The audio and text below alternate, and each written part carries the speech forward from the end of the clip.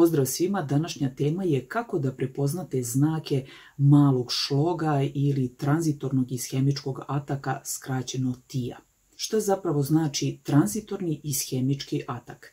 Tranzitorni znači da je prolazni, što je dobro. Ishemijski znači da u jednom delu mozga nema dovoljno krvi koja će da snabde taj deo mozga, tako da je on u ishemiji, nema dovoljno kiseonika i nema dovoljno hranjivih materija. I atak znači napad. Tako da danas ću govoriti o malom šlogu ili TII, tranzitornom ishemijskom ataku. To što se naziva mali šlog ne znači da nije opasno stanje. Dobro je što su simptomi prolazni, međutim to treba da bude veliko upozorenje svakoj osobi koja eventualno doživi ovakve poremećaje svog zdravstvenog stanja. Takve osobe treba vrlo ozbiljno da shvate svoje zdravstveno stanje i da odmah nešto menjaju kada je u pitanju način života, ishrana itd.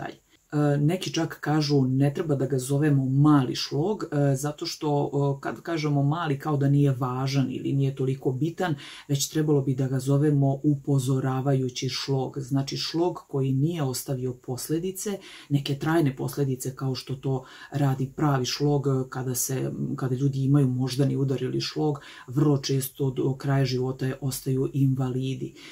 Ovdje, kažem, sreća da su svi ti neki simptomi prolazni, ali ono što je Američko udruženje za moždani udar, što su javno izneli na svom sajtu, piše da 1 od 3 osobe koja doživi TIU, odnosno tranzitorni ishemijski atak, je mali moždani udar, u roku od godinu dana doživeće pravi moždani udar.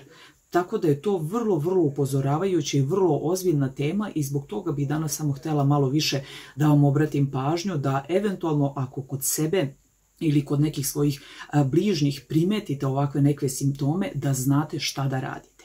Koji su glavni faktori rizika? Pre svega to je visok krvni pritisak, odnosno hipertenzija. O hipertenziji sam već nešto govorila u nekim starijim videima, pa ću ostaviti u opisu videa link koga interesuje više ta tema, ali generalno visok krvni pritisak je faktor broj 1 kada je u pitanju javljanje ovih prolaznih malih šlogova, da tako kažem. Na drugom mestu tu su kardiovaskularne bolesti, naročito kada je u pitanju aritmija, neka fibrilacija komore i tako dalje, znači sve ono što može doprineti da se u krvnim sudovima stvore krvni ugrušci.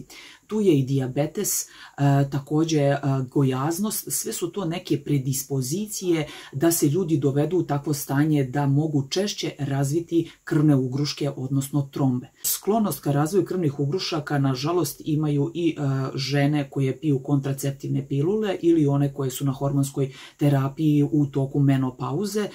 Također, žene imaju veću sklonost ka razvoju ovih malih moždanih udara i generalno tranzitorni ishemijski ataci mnogo se češće javljaju posle 55. godine života. Danas, kada živimo u doba koronavirusa, važno je naglasiti da koronavirus je takav da mnogo češće izaziva komplikacije kao što su preveliko stvaranje krvnih ugrušaka, tako da čak i kod mladih osoba mogu se javiti ovako neki simptomi i zato danas govorim o ovoj temi. Šta se zapravo dešava kod malog moždanog udara? Prosto dolazi do začepljenja krvnim ugruškom određenog krvnog suda koji se nalazi u našem mozgu. Obično se ti krvni ugrušci nalaze u arterijama i zapušavaju privremeno određeni krvni sud u mozgu, što daje specifične simptome. Važno je naglasiti da su simptomi prolazni, odnosno da je postojanje krvnog ugruška prolazno i da će, zahvaljujući različitim mehanizmima koji se pokreću u našem telu, taj krvni ugrušak biti razgrađen. Kada se krvni ugrušak razgradi i kada počne ponovo protok krvi, što se u principu vrlo brzo dešava ako ste koliko toliko zdravi, da kažem da imate taj normalni mehanizam razgradnje krvnog ugruška, otud da su i simptomi kratkotrajni. Kažem, maksimalno mogu trajati do 24 sata, ali obično traju svega nekoliko minuta. Sad, ono najvažnije, kako da prepoznate da imate mali šlog ili mali moždani udar?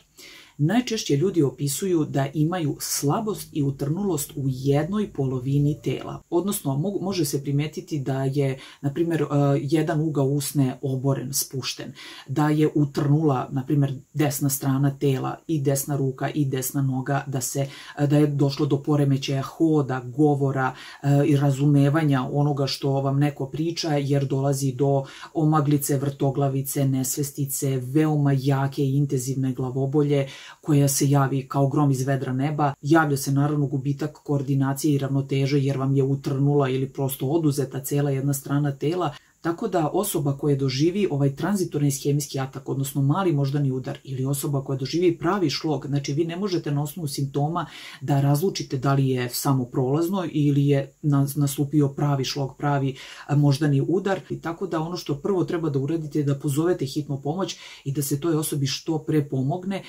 zbog toga što ako se na vreme primeni određena terapija, onda su minimalna oštećenja, čak ako je u pitanju i pravi moždani udar. Tako da ako ste ikada doživjeli ovakvu neku epizodu ili ako je neko u vašoj blizini doživao ovakve simptome, vrlo je važno da što pre posjetite svog lekara, da mu kažete kakve ste imali simptome i da vam on prepiše adekvatnu terapiju. Najčešće su to antikoagulanti, najčešće aspirin, znači koji će dovesti do toga da vam je krv razblažena, odnosno da ćete smanjiti mogućnost da ponovo nastane neki krvni ugrušak.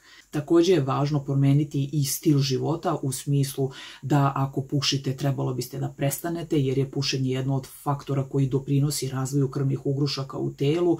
Također ako jedete puno nezdrave hrane, brze hrane, da malo obratite pažnju da se bolje hranite, više povrća, više kvalitetnog mesa, ribe, jaja, koštunjavih plodova, citrusa i tako dalje. Kada je u pitanju alkohol, ne treba pretjerivati sa alkoholom, ali ako popijete s vremena na vreme čašu vina ili čašu nekog žestokog pića, ono će vam pomoći da imate bolju cirkulaciju. Tako da nemojte alkohol zloupotrebljavati, ali ga možete piti s vremena na vreme i on će blagotvorno delovati na vašu cirkulaciju pre svega. Kada su ispitivali osobe koje su već doživjele pravi moždani udar, odnosno šlog, da li su pre toga imale ovako neke simptome koje liče na šlog, odnosno TIU, tranzitorne ishemijske atake, u zavisnosti od toga koje gledate istraživanje, između 7 i 40% ljudi je prijavilo da je pre pravog moždanog udara imalo ove male moždane udare. Dakle, ovo stanje daleko od toga da je bezazleno i bezopasno, znači morate povesti računa ako ste imali ovako nešto da imate određenu terapiju, da jedete kako treba, znači zdravu hranu i da više se krećete, ako ništa bar svakog dana 30 minuta brze šetnje će vam dobro doći. Dakle, prevencija moždanog udara je mnogo bolja nego da se borite sa posljedicama pravog moždanog udara. Posljedice pravog moždanog udara su vrlo nezgodne i teške i mnoge ljude ostave invalidima do kraja života. Eto, nadam se da vam je ovaj video bio koristan. Ako mislite da još neko treba da ga pogleda, slobodno ga podelite na vašim društvenim mrežama. Hvala vam na gledanju i vidimo se uskoro. Pozdrav!